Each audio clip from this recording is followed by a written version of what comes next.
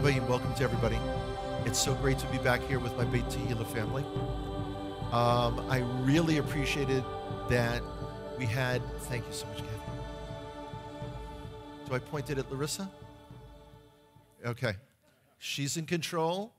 I have an extra 30 minutes tonight.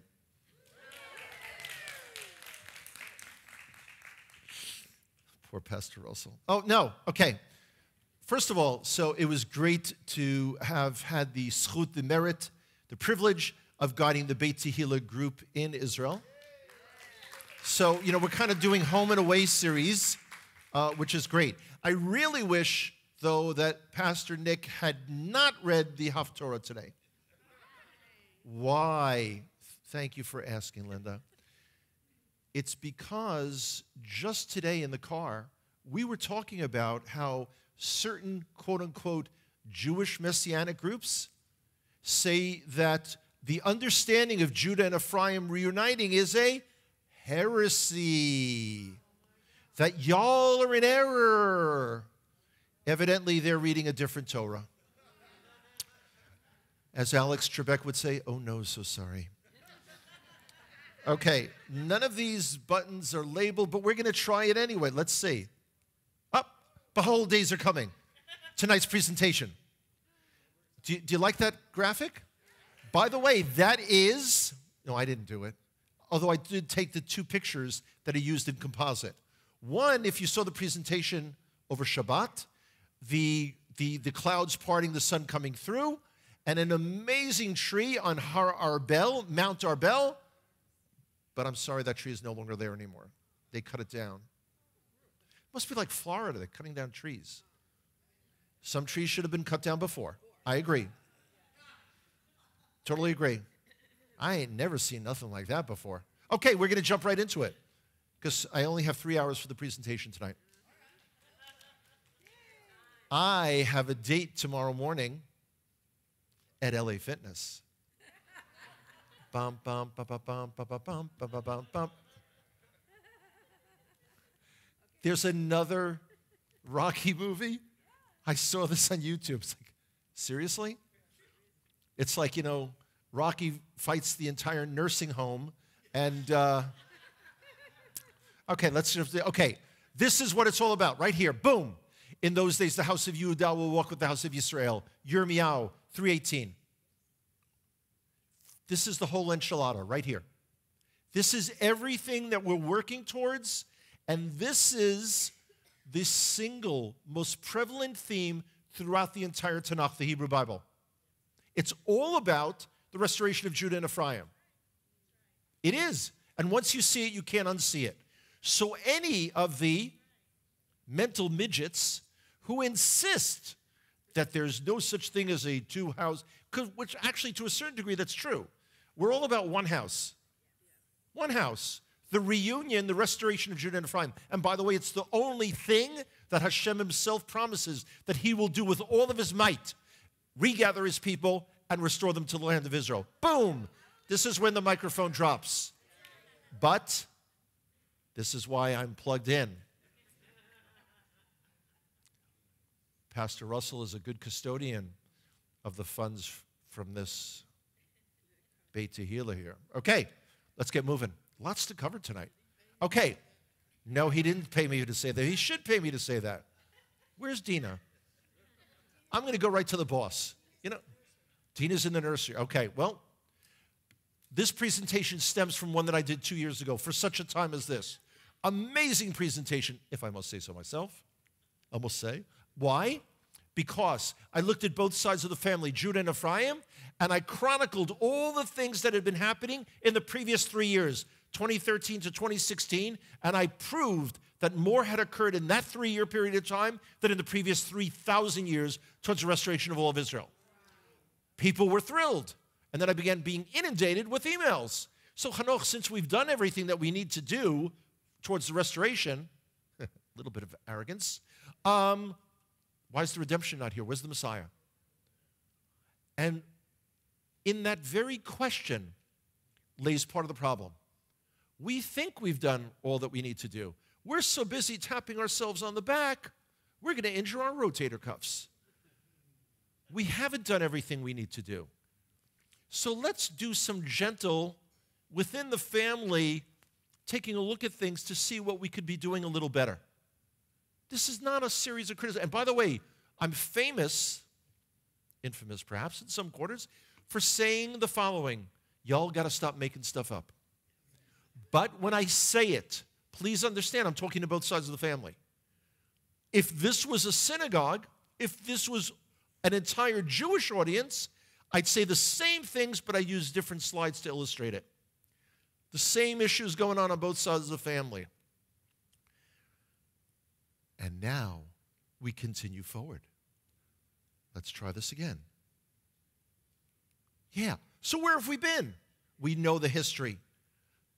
The separation of the United Kingdom of Israel, Judah, Jerusalem and south, Ephraim, north of Jerusalem. By the way, and again, when we say Ephraim, we don't necessarily mean just the tribe of Ephraim. Ephraim, the largest constituent tribe of the northern kingdom, was known as Ephraim, Israel, Samaria, and Joseph. 4 names. Whereas the kingdom in the south was known as the kingdom of Judah. Judah was the largest constituent tribe.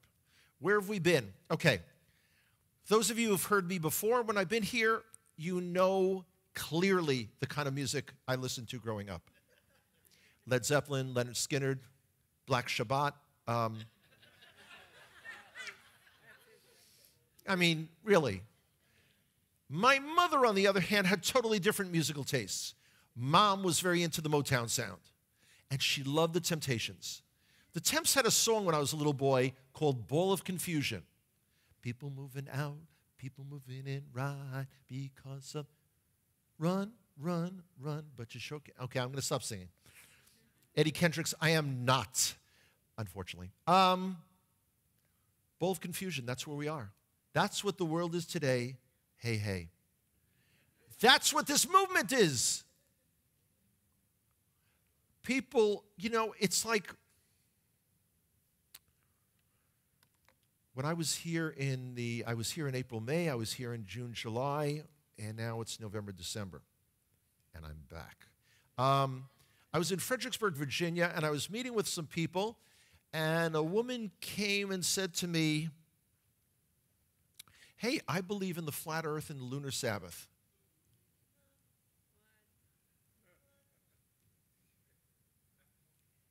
So what I really wanted to say is, oh, come on now.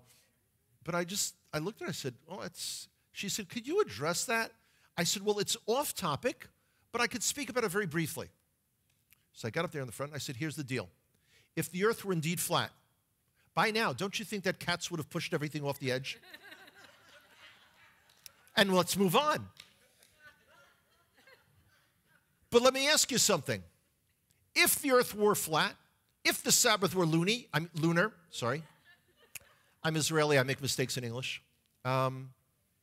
What does it change in your walk? Does it change Shabbat? Does it change the Chagim, the feast? Does it change the kind of foods you can eat? Now we can go for bacon bits because the earth is flat. No, nothing changes. Why the distractions? Squirrel? Rabbit hole? Focus on the Torah. Focus on your walk. Everyone in this movement tells me that it's Yeshua that brought them to this place. Matthew 15:24. Yeshua was looking for you guys. So why don't you act like him? Don't you hate when the Jewish guy comes in and reminds you that? Oh, it's like rubbing that kosher salt in the wounds. I hate that. Okay, let's get moving. Okay. Remember the punishment from Hosea says it, chapter 1, verse 9. Name him Lo Ami, not my people, for you are not my people. You were punished. You were sent. By the way, the lost tribes were never lost. Avinu Malkeinu, our father, our king, loses nothing. But you were punished. And the punishment meant that for 2,700 years, you were to crawl through the pig pens of history. And it's only, believe it or not, in the last 3.5 decades that people have woken up to the understanding that they too are part of Israel. Not to replace their Jewish brothers and sisters, but stand alongside us. The promised restoration. It's right there. Hi, so where are we right now? You know those little trains on the little tracks that just go around and around and around and around. And people say to me, Hanoch, this is your 18th trip to the United States since August 2013, reaching out to Ephraimite groups. And what do you see? 18 in Ivrit, in our native language, Hebrew. 18 is the same numerical equivalent of chai, which means life. And I see a lot of life in my brothers and sisters. That doesn't mean that every congregation is growing. Right now, there is a sorting out. There is a shifting going on. Both sides of the family. Both sides of the family. I was at the state lighting of the Chanukiah ceremony in Columbia, South Carolina. They didn't use flares. I am now so unimpressed with what they had. But what was worse is the politicians that spoke were boring. They're politicians. And they were all against President Trump. Well, in their remarks, like making a remark like, this is the worst year in American history. Really? 2001, 9/11? You don't think so? Civil War? No, you don't think? Okay, whatever. What was worse was the ones from the Jewish community that got up there and were like, blah, blah, blah, blah, blah, blah, and all talking about the miracle of the oil and the light and the darkness. You know, I felt like starting to sing Aquarius. Not a word about the Maccabees. South Carolina, you're on my agenda for next year. By the way, they have a representative, Alan Clemens. Really, really, I think that's his name. I was introduced to him. I gave him my card. I said, next time you're in Israel, look me up. He said, yeah, I know people in Modi'in. Good for you. By the way, I come from Modi'in, the home of the Maccabees. By the way, I actually am mentioned in Parshat Vayigash. Ryan just pointed it out to me. We were sitting there. I had kind of forgotten. When it lists the sons of under Reuben, his son Hanoch. My name is the same root as Chanukah. It means dedication. See, there you go. That's why you're here. There's always a heckler in every crowd. Oh, it's his congregation. Oh, no, so sorry. Okay, let's try this again. Where do we need to go and how do we get there? That's what we're going to cover tonight. Okay? Let's get moving. August 2013, I'm invited Labor Day weekend to speak at the conference of ARI, Alliance of Redeemed Israel, the organization that became Messianic Israel Alliance. Tremendous kudos to Batya and Angus Wooten for inviting a traditionally observant Jewish person, a brother, to come in and address them. Everyone else, does the one-hand clapping for Judah and Ephraim. There's no Judah around. Okay, so I announced the Revolution for Restoration. The revolution, though, is one of mutual respect. Now, mutual respect for the reconciliation and restoration of all of Israel.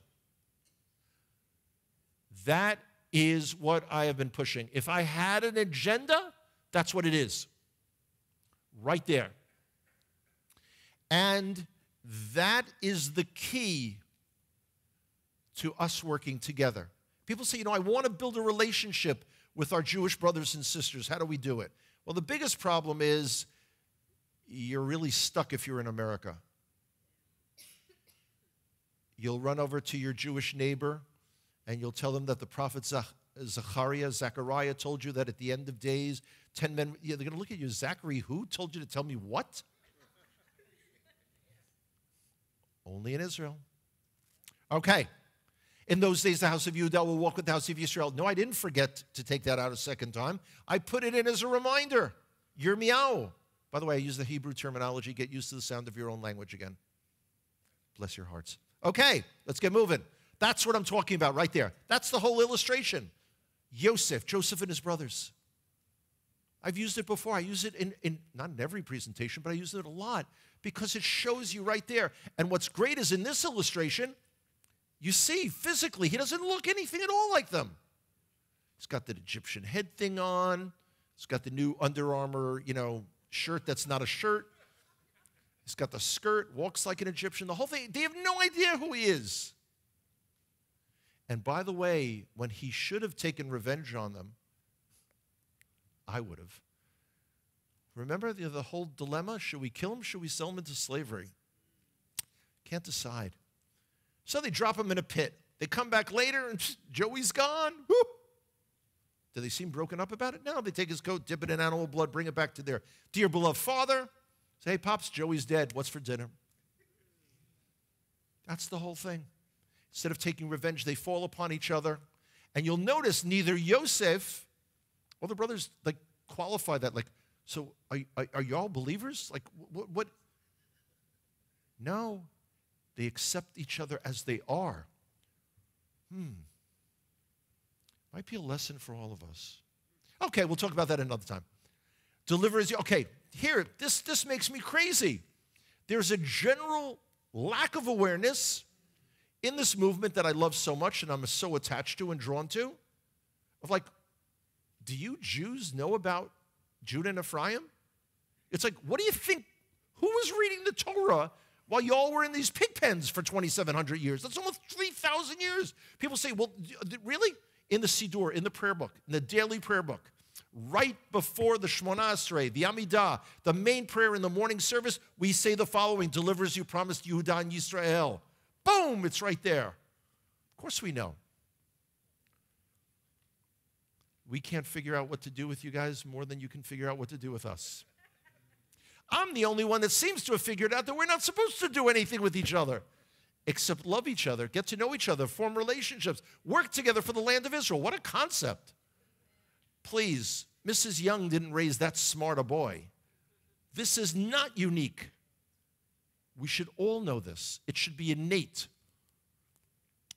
And it comes from this verse, Yirmiyahu 46:28. But I will not make a full end of you. Okay, great. But the cool part is the following words. But correct you in due measure. Hashem is going to correct all of us. Y'all should be doing a little more of this. You should have been doing less of that. We're all going to get a correction. Bless our hearts. When's it going to happen? In due measure, when he's ready. And who's going to do the correction? He. It never works when children correct each other. Didn't work with my daughters, got to tell you. By the way, I always love to say this. When you check your Bible tonight to make sure that, I'm telling you the right stuff, if it doesn't say correct you in due measure, start learning Hebrew, because that's the translation of the Hebrew. Not what, King James, King Alfred, the Joker. It says, Carolyn's backing me up. Carolyn's got my back. Thank you. All right, let's get moving. Here's a quote from Mike Clayton, my dear friend, my brother, my co-conspirator. We will never be judged for not walking in someone else's revelation. Stop worrying about what other people are doing. Worry about yourself. Stop, well, they're in error. Really? Who died and made you boss? Seriously, it's absolutely absurd. Well, I have the truth now. Really? 5 years ago, you had the truth. You were a hair on fire Pentecostal. 4 years before that, you were a Baptist. You had all the truth. Be a little humble in your walk in Torah. We've been doing it for thousands of years. I know I don't have it all. I'm not the same person that I was 5 years ago, 10 years ago, 15 years ago, when I was just born. Glad you caught that. The envy of Ephraim will depart, and the adversaries of Judah will be cut off. Has the envy of Ephraim departed? No. But I'm not talking about Ephraim and Judah. I'm talking about Ephraim and their Christian relatives, friends, and neighbors. This is a really, really, really bad time of year for this movement. After Thanksgiving, of course, starts the countdown. Dun, dun, dun, dun, dun, dun, dun, dun, dun, dun, dun, dun, dun. And it's not the countdown for Hanukkah. It's the countdown for Christmas. I've actually met people who begin stockpiling non-perishables at Thanksgiving time. So they don't have to go to the store. They don't have to go to Walmart or Publix close to Christmas because someone's going to wish them a Merry Christmas. And they tell me that, Hanoch, you don't understand what we go through. You have no idea. It's not our holiday. Wherever we go, it's Christmas music. Wherever we go, it's Christmas decorations. We don't belong. It's not ours. Bless your hearts. Really, Jewish kid growing up in the Bronx. Really, I have no idea what you are unique in your experience. 2 years ago, I'm in Texas, the nation of Texas. I'm with two friends. We go into the store. I don't remember if it was H-E-B or whether it was Walmart. Get something, and the cashier, young woman, said to me, "So you all set for Christmas?"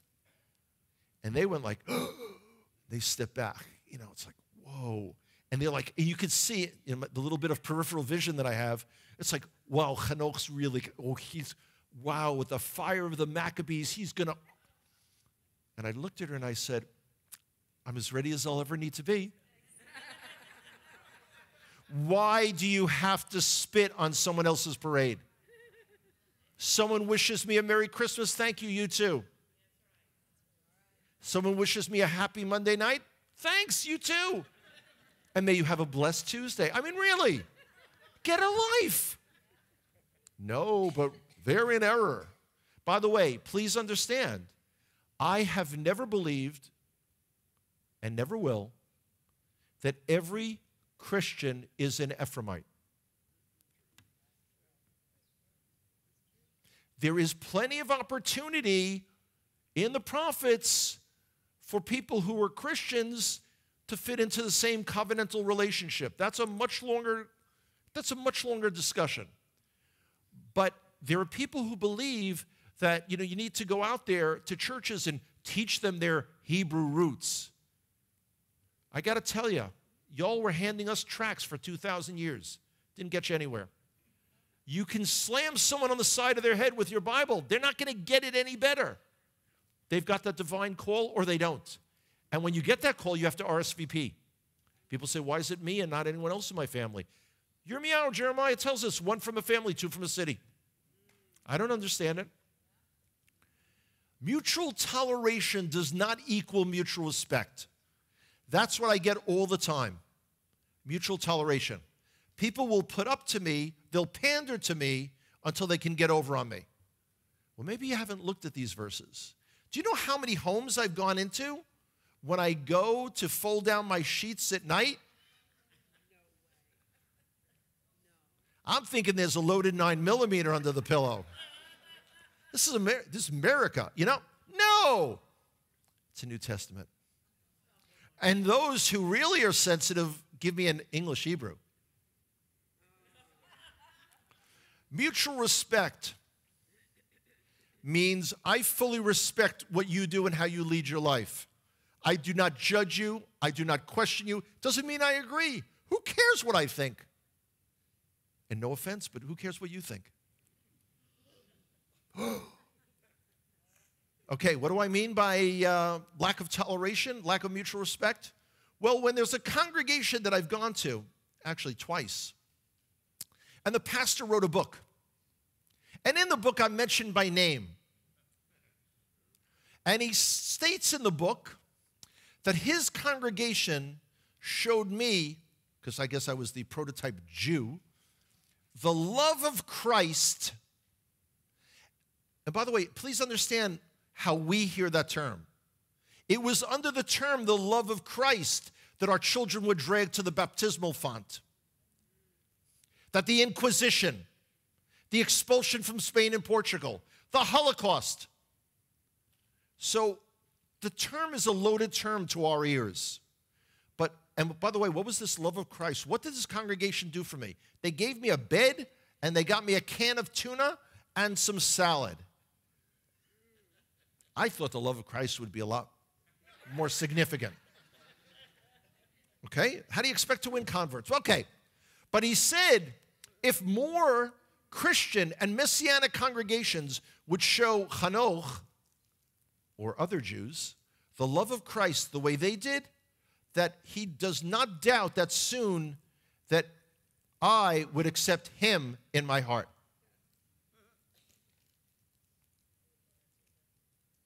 If that's what it's about, if it's what it's about is for you to kind of reel me in. This is the same guy who had told me, I thought he was joking, but when you finally accept Yeshua, he never said, if you do, but when you finally accept Yeshua, will you please do it while you're here in my congregation so I don't read about it on the internet? Can't make this stuff up. It's like when people say to me, Hanoch, you're really funny. I love hanging with you. I'm so going to miss you when I'm in heaven. No, you going to hell with me. Don't worry about it. Yeah, that's why I'm wearing my hair shorter, you know, the bared hair days. Okay, the envy of, okay, we go back to this again. We have to walk our own walk. We can't be in envy of anyone or anyone else. This is our work. This is our We're not supposed to belong to a religion. What this is a relationship with Avinu Shabbat our Father in heaven. Are you a Bible basher? By the way, the term that's usually used in this movement is a Torah terrorist. However, I'm an Israeli. We know what terrorism is. We experienced it yesterday. So I don't use that term. It's not a joke. But the Bible basher is the person who goes out of his way to bait someone in their family or a stranger in Walmart so they could club them over the head and show them the truth. Please don't be like that. Please. It's not going to win you anyone. It's going to make you look foolish. Lived and learned from fools and from sages. Does that quote sound familiar? No, it's not from the Talmud. Aerosmith, dream on. Dream on. I can't, no. This is a reminder. We can learn from everyone. Every single person. I've learned an enormous amount in the last 2 years by reading the wisdom literature of the Cherokee Nation. By the way, I had the opportunity with some friends from B'nai Yosef, North America. In Florida, I attended a meeting with the chiefs of the Seminole Nation. They were having a summit in Florida, and they wanted to, by protocol, ask permission of the Seminole elders to have it on their land.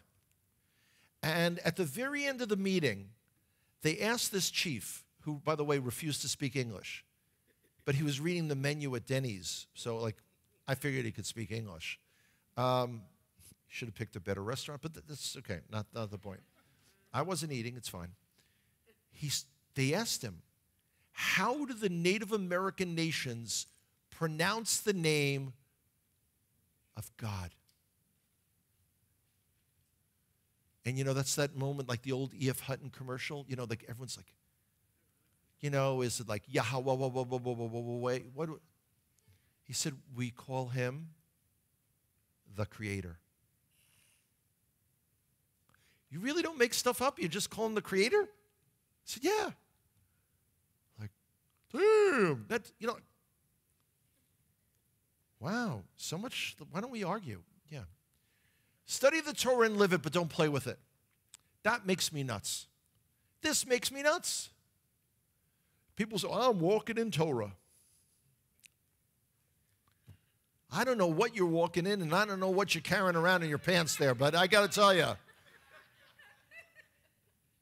Seriously. You shouldn't have to be telling people what you're about. It should be evident.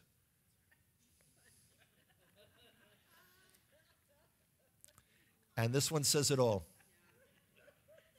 People make stuff up. Yeshua's name was Yeshua. That's Aramaic. In Hebrew, it's Yehoshua, Joshua in English.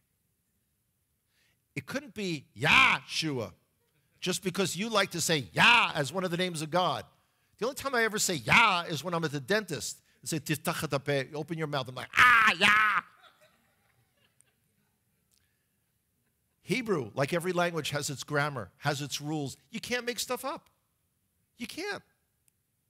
Bless your hearts. I have pampered Ephraim, taking them in my arms, but they have ignored my healing care. You know, everyone reads the first couple of chapters of Hosea.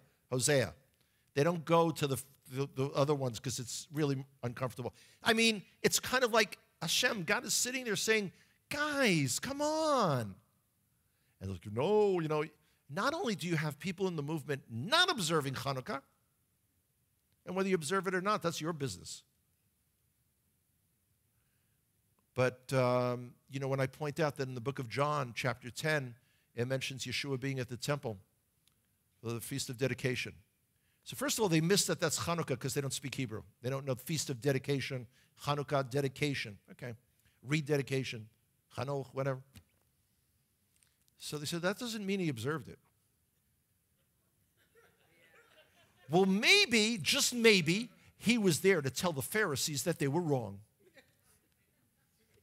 Really? And somehow in the New Testament they forgot to mention that? Yeshua lived up in the Galilee and the Galilee. If y'all had ever been to Israel, you know that's a really long walk in the winter when it's raining and it's muddy and you don't have the highways. Yeah, and he's going to just come there and he's like, I'm hanging out. I'm not observing anything, but I'm just hanging out. Come on. Go on and chase yourself. People say, Hanoch, you're a tour guide. I get emails like this with pictures like this. Ancient skull found on archaeological dig is proof of our alien origins. People write to me, says, are these the Nephilim? People, you know, no one wants to study scripture. They want to find the most bizarre thing and bring it out. And when you first look at it, it's like, wow. But then you look closely and said, that looks a lot like a gallon milk carton. And do you know what's funny? The rest of the world, Israel too, outside of America, is metric. You wouldn't find a gallon milk container anywhere in our country. It'd be a liter. Oh, whatever. Yeah, whatever. How can I give you up, O Ephraim? How surrender you, O Israel? Hashem is crying, saying, guys, I've been waiting for you. I brought you back for a reason. Torah study versus pseudo study. Okay. I'm going to walk you through, and I think it's 8 steps of a midrash, of how people in this movement decide the meaning of a verse or a question. This came through various sources of information, because I said, what you say, well, you know, we were, midrashin, you know, like Sukkot and Shabbat and stuff. What do you mean by that? Well, we sit around a table and the guys, you know, throw out a different thing and they piece it all together. So what if you got a group of guys that don't know anything? Oh, they'll come to the truth anyway. So we're going to do it. But instead of taking a verse from Scripture, because, you know, we each have our, you know, sort of preconceived notions of what that means, I took a verse from outside in the world, a question from outside in the world, and we're going to walk through it step by step. If you don't think that any of the statements that I'll put up are true, please tell me. And if I'm moving too fast, because there's a lot to absorb here, and you need to be, you know, remember, we're thinking with a Hebraic mindset, not a Greek mindset. We may not know Hebrew, but we're thinking with that kind of mind. Okay, guys ready to go? Let's do it. So the question is, why are fire trucks red? Okay? You guys, any seatbelts on there? Buckle in tight. I don't want anyone to get hurt. Because they have 8 wheels and 4 people on them. It's true. It's absolutely true. I know you're thinking, what does that have to... We're going to get there. Just relax. And 4 plus 8 is 12. I could just see it. You know, as those little shots are going, you know, they went to Chabad once and they realized, you know, Jews drink a lot when they study. It just makes it all so much go faster. Yeah, we know what we're doing. How do you think we've been doing this for 3,000 years? And there are 12 inches in a foot.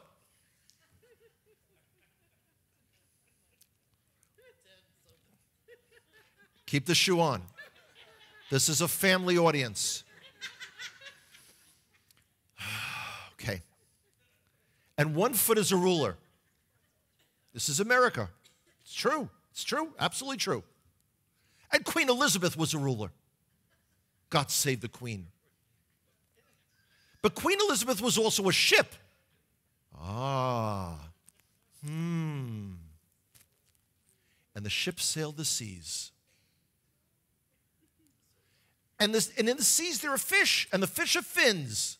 This is the kind of fish we eat, fins and scales. Right? No shrimp scampi.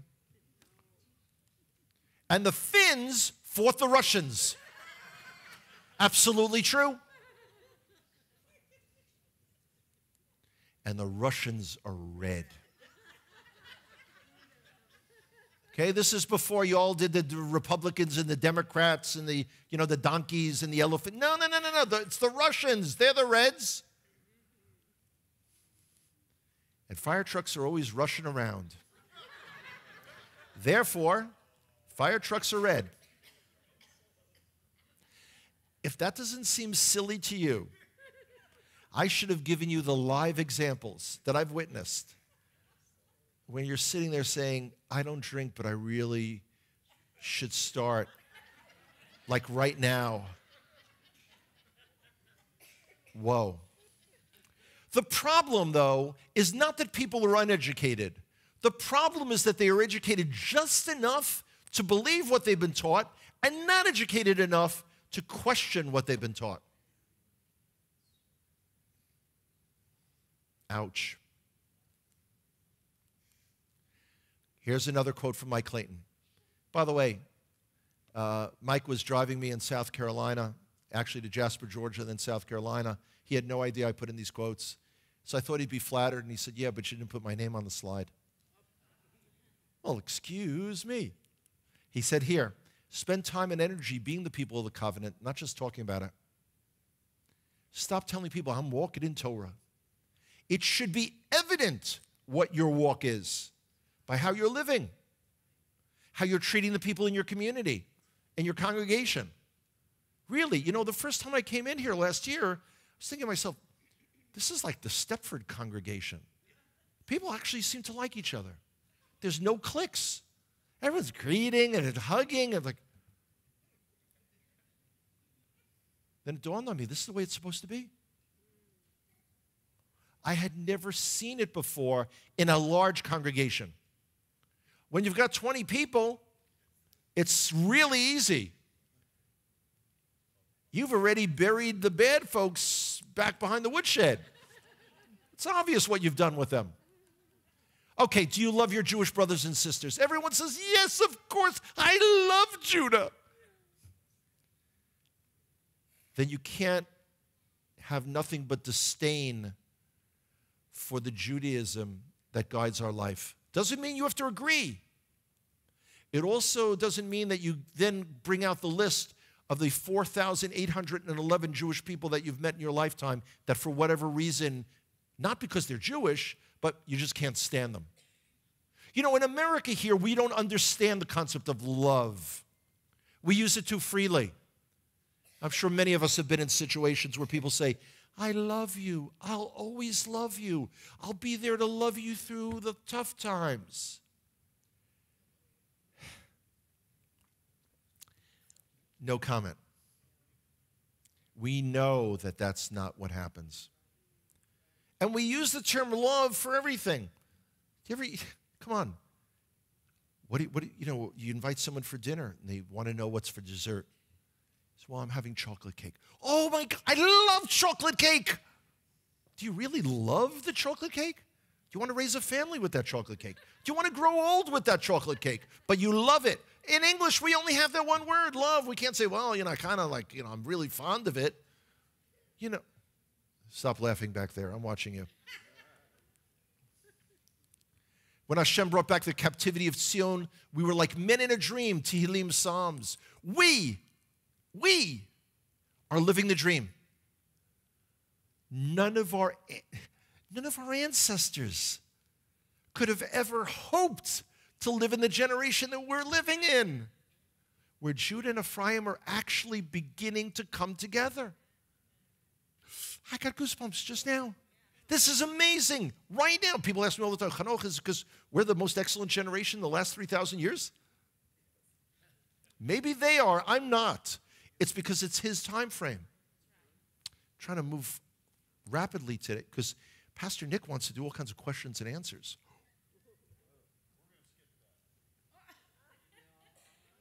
He's always playing the shell game with me. You're speaking tonight. You're not speaking tonight. You might be speaking tonight. I'm not sure you're going to speak tonight. I am speaking tonight. It's been confirmed. Thank you. Okay, your Jewish brothers and sisters, though, are not prophetic pawns. Every once in a while, like a few years ago, I'm in Mississippi. And the people whose home I was in, they were Baptists. And the guy said to me, he said, well, aren't you concerned about the 144? Now, I knew he wasn't talking about Psalm 144, which is, blessed is the Lord my rock who trains my hands for war and my fingers for battle. That's Frank Castle, the Punishers. That's his favorite psalm. Absolutely. Now, he's talking about the 144,000 in the book of Revelation. That's a little dig. And, of course, he said to the person who had driven me there, he said, well, you know he's not saved. Bless their hearts. So, the question is, I said, it depends if you take everything in the book of Revelation literally, not metaphorically. He jumped all over that, and he didn't realize I had gotten the hook in, and I was beginning to reel him in. Because in the very next chapter in the book of Revelation, it speaks of the New Jerusalem, which has 12 gates to enter, each for one of the 12 tribes. There ain't no Baptist gate. So I said to him, no offense, I know I'm from the tribe of Judah. I know where I'm going. Where did your pastor tell you y'all going to get in? Don't, I love when people say, when are you guys going to finally reclaim the entire biblically promised borders of Israel? They want to see a war to reclaim the borders, and they're willing to fight to the last drop of blood of the last Israeli soldier. We take a very dim view of that. By the way, those borders were promised by Hashem himself. He's going to figure it out, okay? So your Jewish brothers and sisters are not pawns, but elements of prophetic fulfillment. Now we have to define what prophecy is. Prophecy is not a future wish list. Rather, this is very key. Prophecy is our to-do list. Now, I'm going to touch upon an issue that this particular congregation knows a lot about. When there's a prophecy that one day again, the hills of Shomron, Samaria, will have vineyards. It was never the idea that the Jewish farmers would get up one morning and, we got vineyards overnight.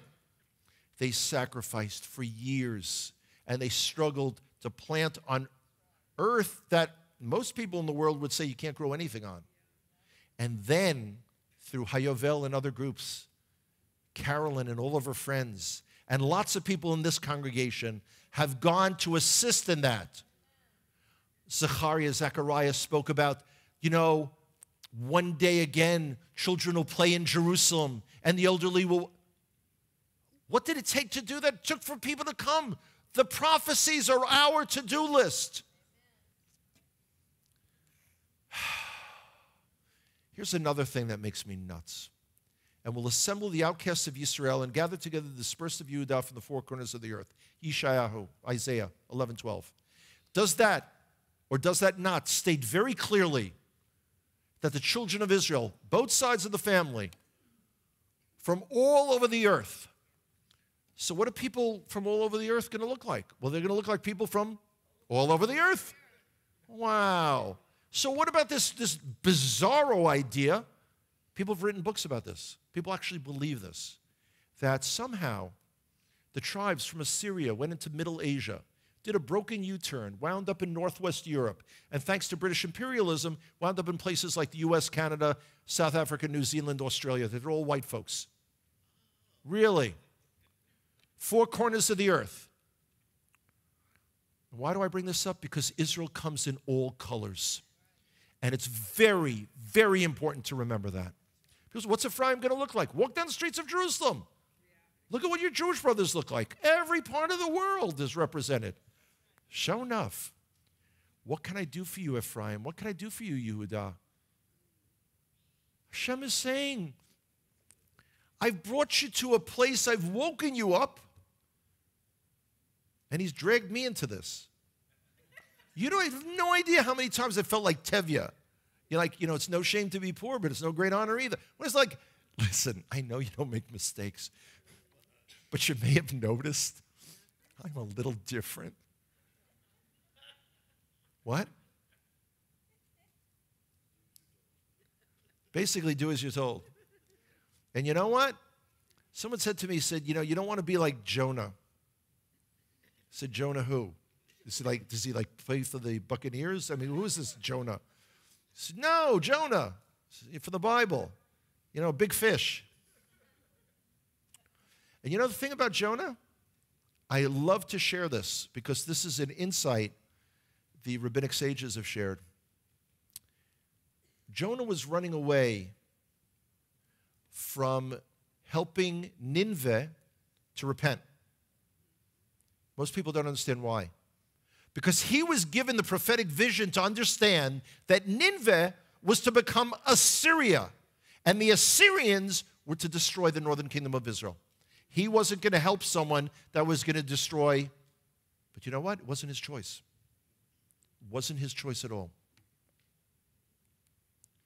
Now, here's the kicker.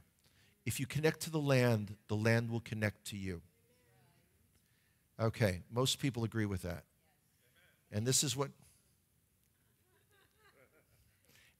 where I almost caused some people to have a stroke in Jasper, Georgia. The very next slide. If you cannot connect to the land, you cannot connect to the Torah. We are to be a certain people, living our life a certain way in a certain land. Now, we're not there yet. Agreed.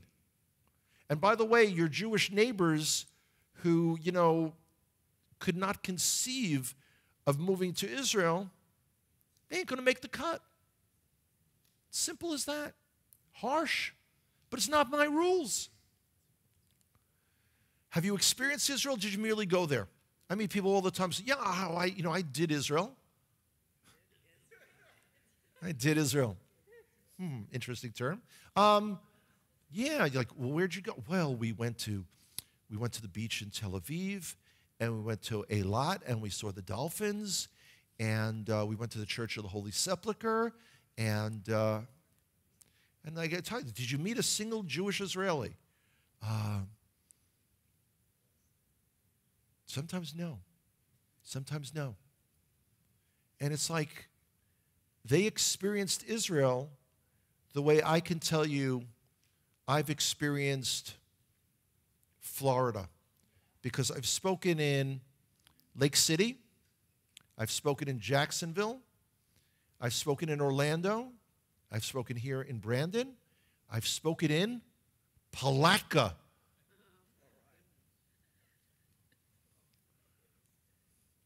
That is not one of the cities of refuge of the Lord. That's why I know Florida. I know nothing.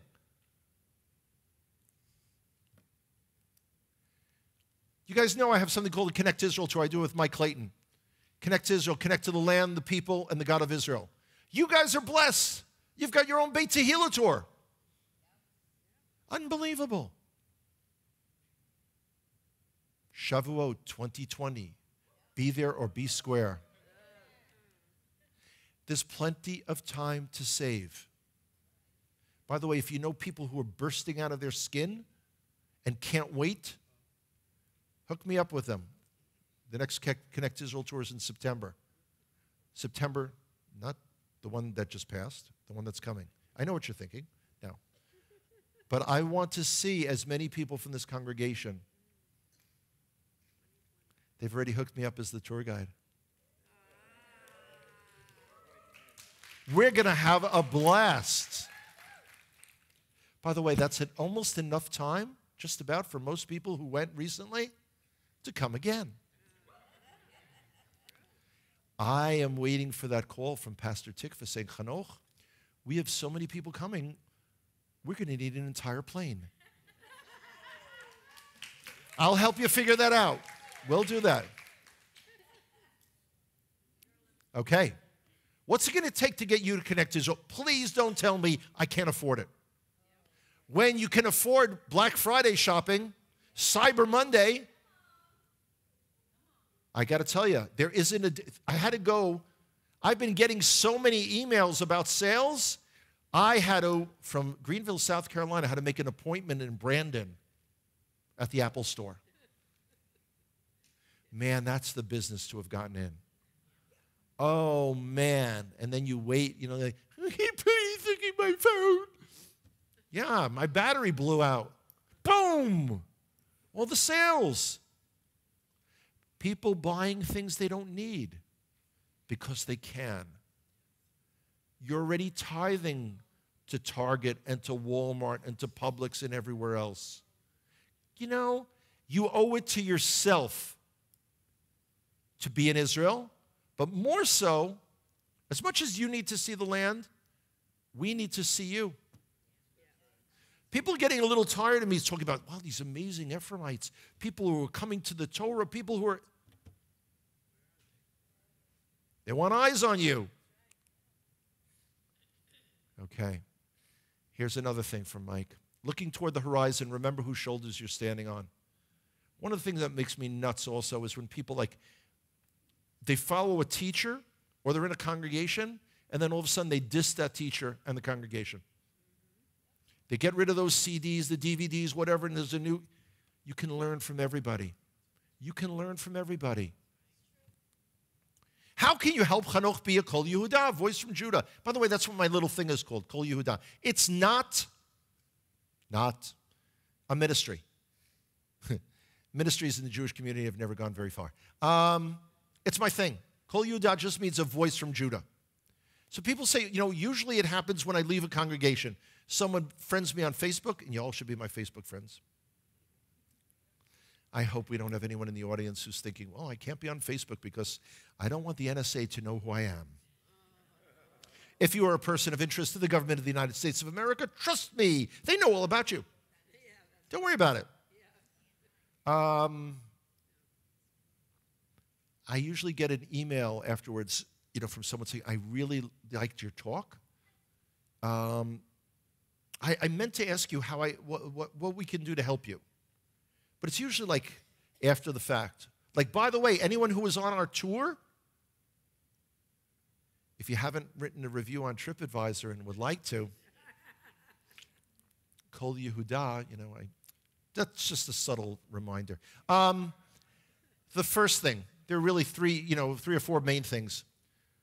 By the way, if I'm not mistaken, the guy in the blue shirt with the cap that's not looking towards us is Bill Smith, who Pastor Russell knows from Colorado. It's a small world after all. First thing I need are your prayers. I'll be honest with you. 18 trips to America. I'm already planning the trip in June and all of July. I haven't even paid for this one yet. I need your prayers. It's physically, emotionally, psychologically, and financially exhausting. But there's not a single, this is sad. I'm not saying that this is sad. I remain the only traditionally observant Jewish person in the entire world going around for my brothers and sisters who doesn't want to make you give up Yeshua and dunk you in a mikveh and make you one of us. As I like to say, we already have enough confused Jews. No offense. Really, you don't need to become me. I don't need to become you.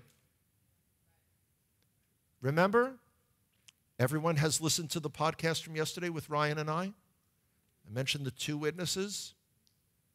There is something to that, guys. So the first thing of prayers. Second of all, referrals.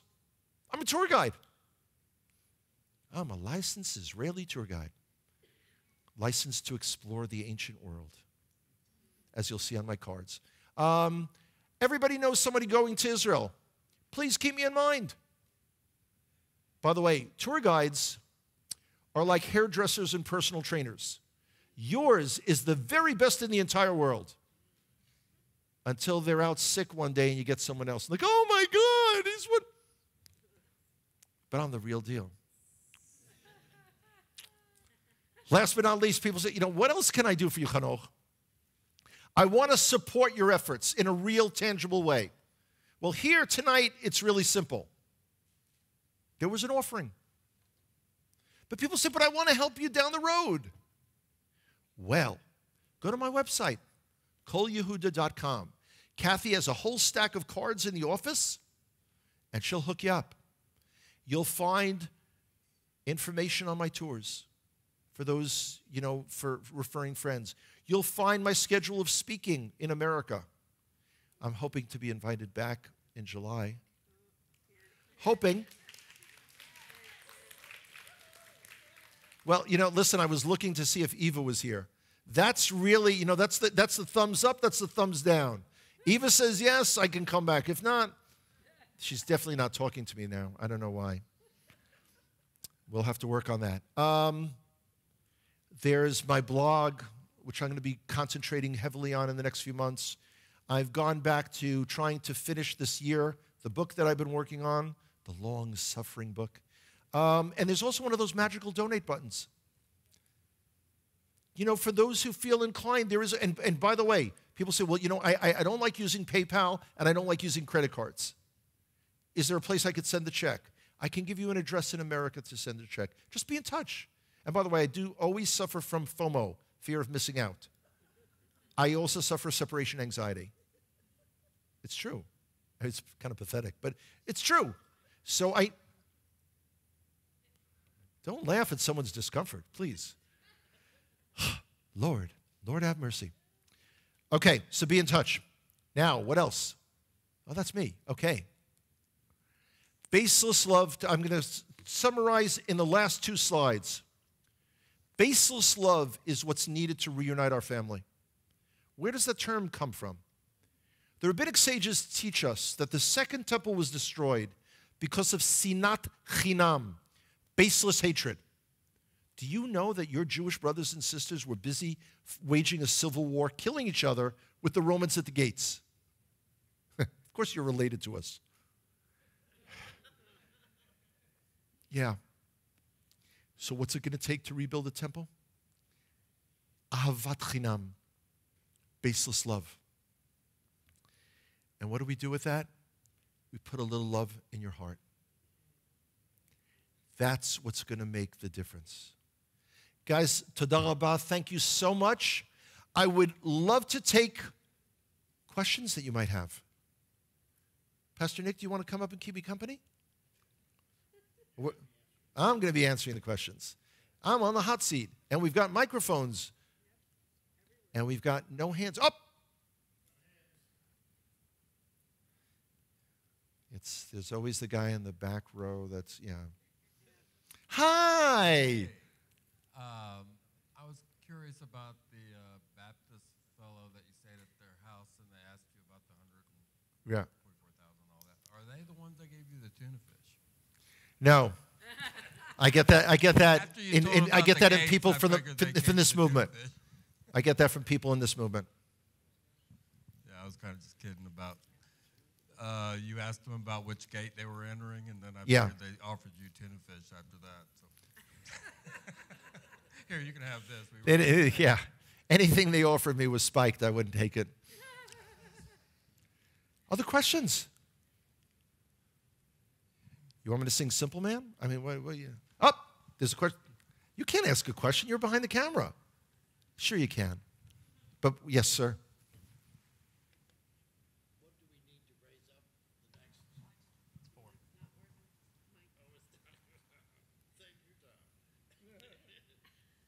next? You did that on purpose. What's it going to take for us to raise up the next generation to be the Maccabees? Wow. What's it going to take to raise up the next generation to be the Maccabees going forward? I really wish I would get that question from American Jewish audiences. But you know what? When I came in yesterday and I saw, for the blessing of the children, that the entire stage was filled, that's a really good start. The fact that children are included in programming of all types here is really important.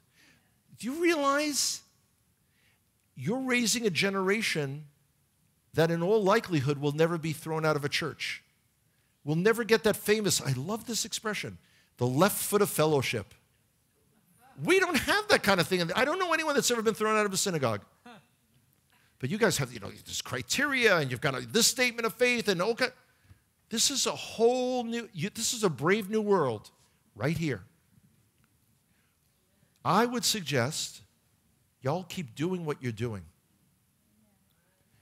That is really, I rarely come across a group that is so multi-generational where you can say that they have the benefit of those people who are most experienced in life and tons of kids. Y'all are repopulating the earth just in this congregation. We can't necessarily change everyone's mind, but we could swamp them at the polls, right? That's right. Isn't this the place? Who's counting the chits these days? Yeah. Sorry about that. That's just a Florida joke. Yes! Hi! Hello. So I wanted to know about that pastor that said that he showed you Christ's love. Yeah. I wanted to know that when I write my book, could I say that we showed you Christ's love?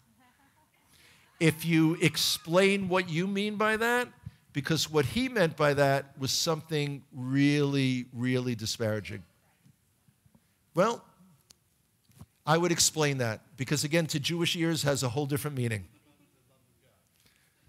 That certainly works. How about we just treated him like a human being? Wow, that would really be something. A real person. Yeah. Oh, another question right there. To your right, Ryan. What kind of reaction do you get at home with your synagogue that you're involved in? Okay. That you're coming into a Christian church during Christian, I'm sure you get you would get some flack from that, and then some people, no flack. Absolutely nothing. 18 trips, 5.25 years, nothing, nada, zip, zero. You talk to your synagogue about what you're doing? And I talk to everyone I know. I talk to anyone who'll listen to me. They just have nothing They to think say it's a about little strange, but you have to understand, I've always had disagreement.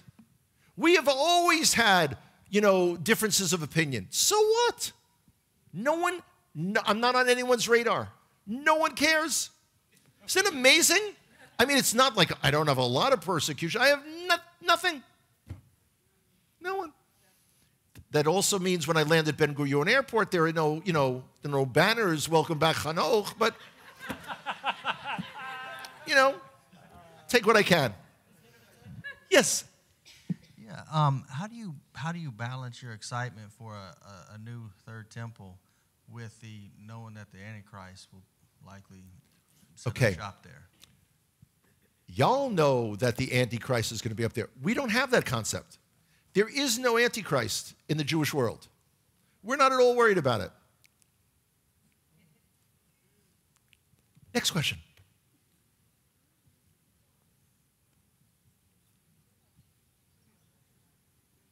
Naomi, did you have a question?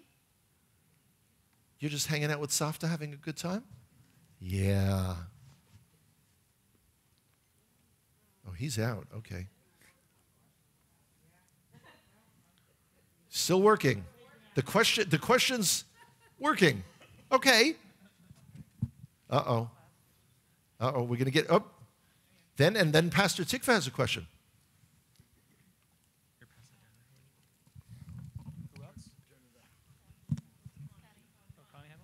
Okay, so as going to Israel, going on to that subject, what would you say would make you or our tour going to Israel better than your average tour, since you were the tour guide? Okay, well, first of all, but no, I say more? No.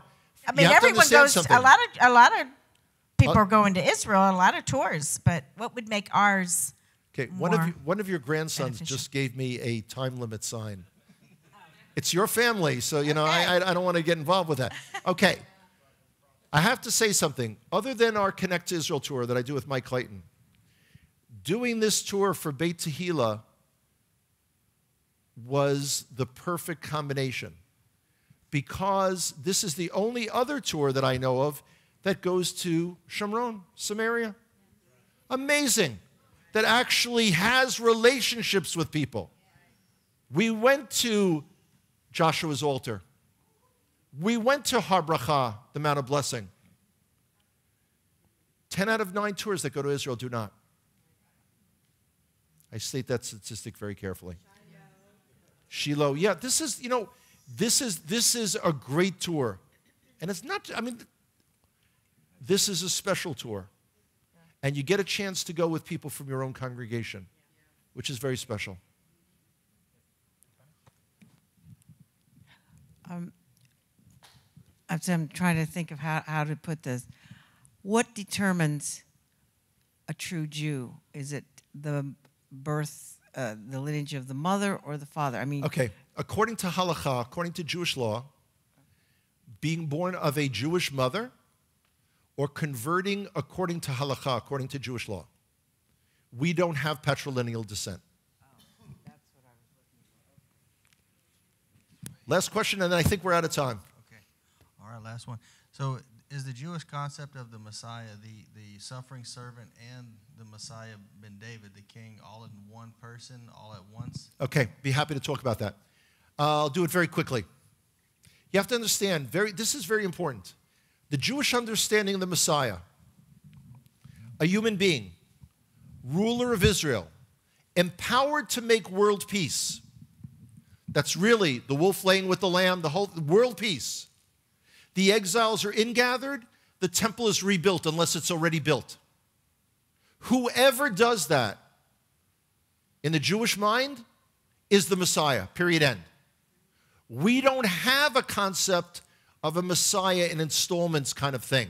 Whoever does that, and people are always thinking, well, I want to ask, so I'm going to say it. If Yeshua comes walking down the Mount of Olives tomorrow and does all that, there's not a single Jewish person on earth that would say that he's not the Messiah. Period, end, boom. That's what we're looking for. It's not a question of coming once, coming twice, coming 3 times, nothing like that. Whoever does those things to the Jewish person, that is the Messiah. So I don't know what it is that people have been, sweating a cow about for years. Well, he's this. No. Because there's not a single person here that would say that we're in the era, we have achieved the final redemption. This is not peace on earth time, guys. We're getting closer. We're getting closer. And in Israel, we say, if you can't hear the footsteps of the Messiah, you should have your hearing checked. Okay, guys, thank you so much.